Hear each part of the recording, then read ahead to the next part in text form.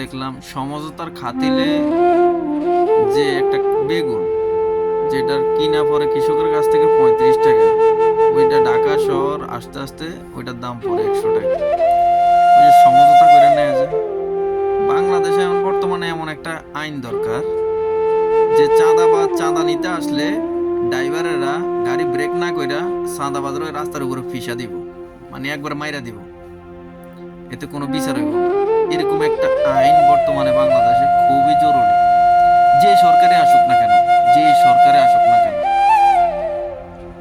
আমি কি আমার ভাই নেতা থাক বা যে নেতা থাক, যে সরকারের ক্ষমতা আসুক না কেন, বাংলাদেশে এমন আইন করা দরকার যে কোনো চাঁদাবাজ যদি গাড়ির সামনে আইসা দাঁড়ায় চাঁদার জন্য, ড্রাইভার গাড়ি ব্রেক না কইরা ওই চাঁদাবাজের ডাইরেক্ট রাস্তার মধ্যে ফিসা ফেলাইব, এতে কোনো বিচার হইব না। এরকম একটা আইন করাটা খুবই জরুরি। ভিডিওটা করতাম না, এখানে মিডল ইস্টের অবস্থা ভালো না, যুদ্ধ চলে, আপনার মিসাইল আসে, অ্যালার্ম বাজে, মন দিল ভালো নাই। তারপরও আমার দেশ বাংলাদেশের নিউজ দেখতে হয়, খবর দেখতে হয় কি অবস্থা। তো দেখলাম যমুনা টিভিও নিউজ করলো উত্তরবঙ্গের থেকে 1 কেজি বেগুন কৃষকের কাছ থেকে 30-35 টাকা কিনা পরে ওই বেগুন ঢাকা আসতে আসতে হাতে পড়ে 100 টাকা। তখন 110 টাকা, 20 টাকা, 30 টাকা 1 কেজি বেগুন বিক্রি করা লাগে। তো দোষটা কি কৃষকের না চাঁদাবাজদের? কৃষক যে বেটা শস্যটা উৎপাদন করে সেও তো এত টাকা পায় না, সে পায় এক হিসাবে 4 ভাগের 1 ভাগ, আর 3 ভাগে খাইয়া ফেলা চাঁদাবাজের। এটা হইল বাংলাদেশ। আসলে আমরা বিএনপি করি, বিএনপির কিছু কিছু নেতা কর্মীদের কারণে মানে দলটা এত পরিমাণ সমালোচনা হইতেছে আর এত পরিমাণ পয়সা যাইতেছে যা বলার বাইরে। আচ্ছা, একটা কোশ্চেন করি, যেগুলো রাস্তা রাস্তায় দাঁড়ায় চাঁদাবাজি করস, তোদেরকে তো মানুষ চিনে বা দেখে, লজ্জা করে না? আরেকজনের দালালি করস, তোরা তো হয়তো আরেকজনের আন্ডারে চাঁদা তোলস, কর্ম করে খাইতে পারস না? রাস্তায় দাঁড়া দাঁড়া ভিক্ষা চাওয়াচ্ছে ড্রাইভারের কাছ থেকে, গাড়ির থেকে, লজ্জা করে না? যে নেতা বলে যে রাস্তায় দাঁড়ায় চাঁদা তোল, ওই নেতারা বলবে যে তুই যে চাঁদা তোল, আমরা তুলতাম কে আরে?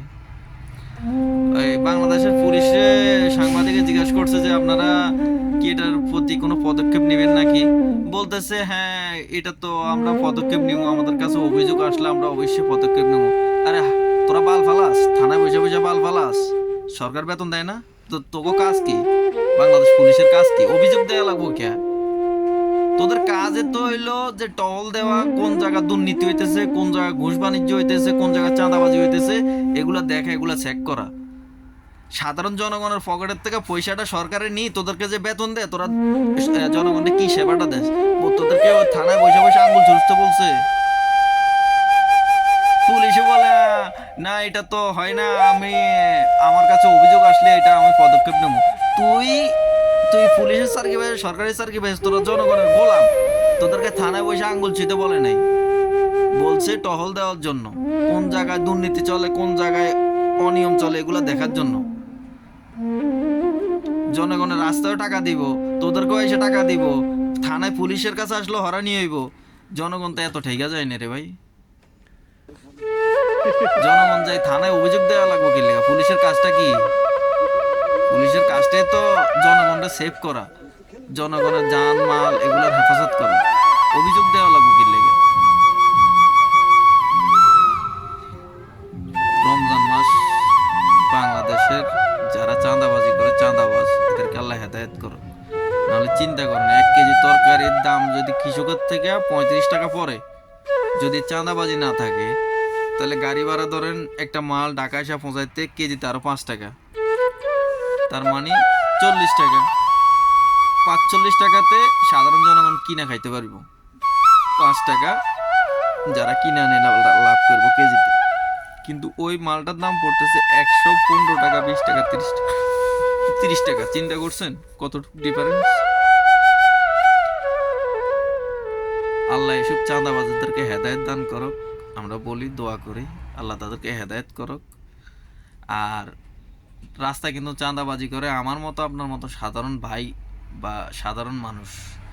এরা কি করে, ওই যে নেতার পা চাটে, নেতার পা চাটতে যায়, নেতা বলে যে ওইখানে যে চাঁদাবাজি কর, ওইখানে যে গুন্ডামি কর, ওই নেতার পা চাটতে যায় ওইরা করে। ভাই একবার ঠান্ডা মাথায় চিন্তা করো, সাংবাদিকের দৌড়ানি খেলে তুমি খাইবা, নেতা সাইরে যাইব। পুলিশের দৌড়ানি খেলে তুমি খাইবা, নেতা সাইরে যাইব।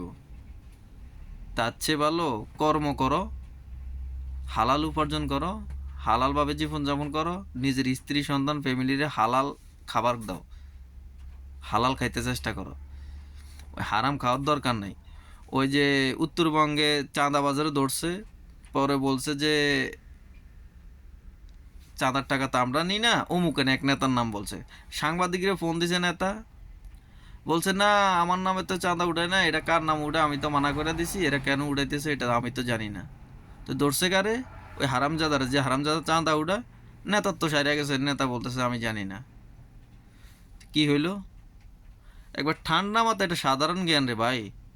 কোনো নেতা যদি বলে যে ওইখানে যে চাঁদাবাজি কর, বলে তোর চাঁদাবাজি যে তুই কর, মানুষের কিল গুতা খাইলে যে তুই খা, আমার দরকার নাই, আমি প্রয়োজন রিক্সা চালামো, অটো চালামো। কিল লেগে নেতার কথা ধরে আমি চাঁদাবাজি করতে যাবো, মানুষে আমার থুতু দিব, স্যাপ দিব, গালি দিব, এরপরে গজব দিব, এরপর আল্লাহর কাছে বিচার দিব। চিন্তা করা যায়?